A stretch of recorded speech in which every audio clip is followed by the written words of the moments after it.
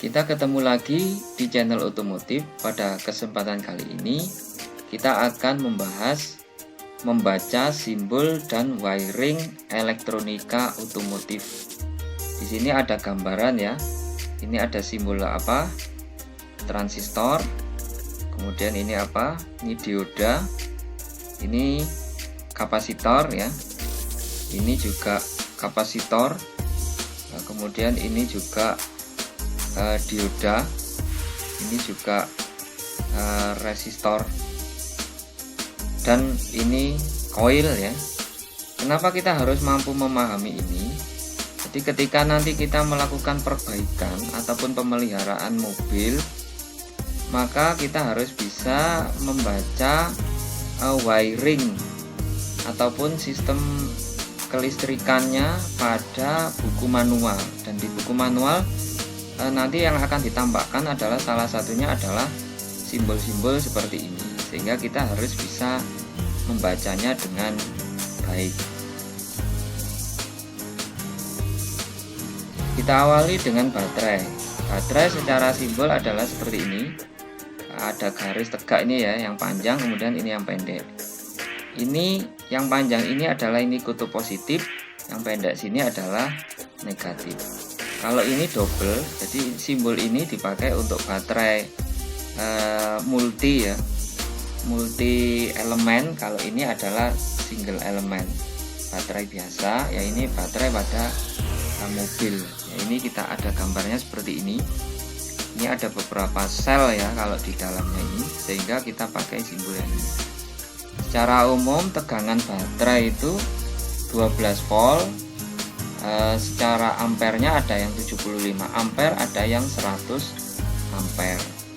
Fungsinya yaitu memberikan suplai energi listrik ke sistem mobil ataupun pada sistem penerangan, pada sistem pengapian, pada sistem starter, pada sistem ECU, pada central lock ataupun pengunci otomatis itu ya, pada power window, jadi yang menaik dan menurunkan kaca secara otomatis, pada audio mobil, pada AC, dan pada lainnya. Simbolnya adalah seperti ini. Selanjutnya kapasitor. Kapasitor ini fungsinya adalah untuk menyimpan. Secara simbol adalah seperti ini. Ada dua garis jajar ini. Ini simbol kapasitor. Kapasitor pada mobil itu dipakai pada kapasitor bank. Ya, ini dipakai pada sistem audio. Fungsinya itu adalah untuk menyetabilkan arus sehingga suara yang keluar dari audio itu lebih halus dan lebih bersih. Berikutnya ini adalah kondensor. Ya, kondensor ini dipasang di platina. Fungsinya itu adalah untuk meredam loncatan bunga api pada platina, sehingga platinanya akan lebih awet. Berikutnya adalah penggunaannya adalah pada kapasitor flasher. Flasher ini fungsinya untuk memberikan kedip ya pada lampu tanda belok.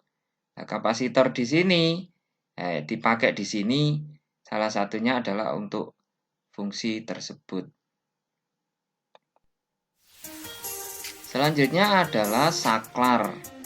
Ya, simbol saklar itu seperti ini. Ya, ini saklar dalam posisi terbuka. Ketika menyambung dia ini akan lurus menyambung sini. Penggunaannya saklar di mobil itu pada saklar kombinasi. Ini saklar kombinasi, bentuknya seperti ini. Ini fungsinya ya menyambung dan memutus. Kemudian pada lock, central lock, ini central lock ya, untuk mengunci secara otomatis pintu mobil ya.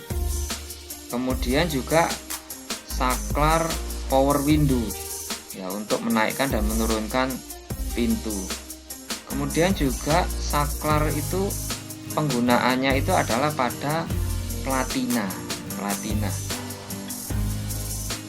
Selanjutnya ground dan sambungan. Ya. Simbolnya ground kalau untuk sinyal ini seperti ini. Biasanya pada groundnya audio intinya. Kalau pada ground sasis seperti ini, ya miring ini ya. Kalau ini adalah pada simbol ground pada tanah.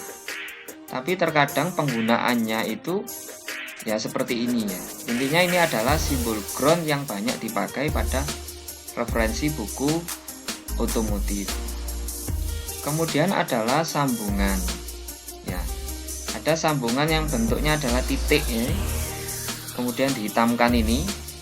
Maka pada sambungan seperti ini yang dititik ini, maka penghantar silang yang saling berhubungan dan tidak bisa dilepas. Jadi sambungan ini permanen. Biasanya sambungan seperti ini adalah disolder. Ya.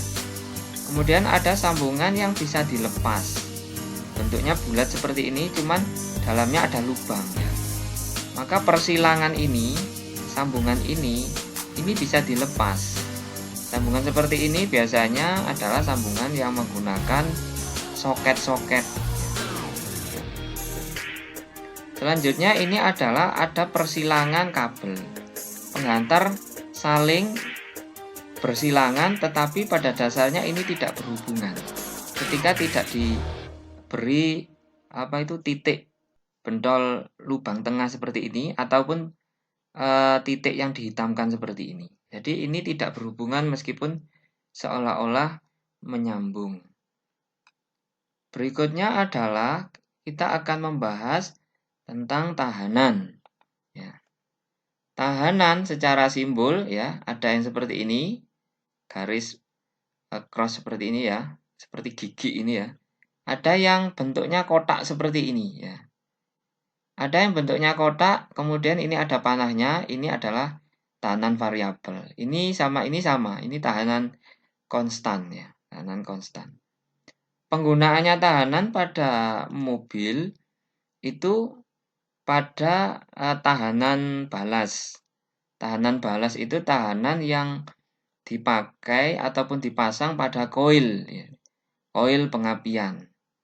Berikutnya adalah IAT pada sensor intake air temperatur seperti ini. Pada sensor idle speed control ataupun ISC seperti ini di sini. Pada sensor MAP manifold absolute pressure ya, pada sensor MAF mass airflow meter ataupun saluran sensor udara masuk. Ada sensor U2 ataupun sensor lambda gas buang. Ada sensor CKP ya, crankshaft position sensor, dan CMP camshaft position sensor ya, seperti ini. Ya, jadi penggunaannya sekarang lebih banyak lagi di dalam mobil-mobil yang terbaru. Selanjutnya adalah transistor. Simbolnya transistor seperti ini, ada emitor, basis, kolektor. Basis ini nih, emitor, kolektor. Semuanya ada 3 kaki ya.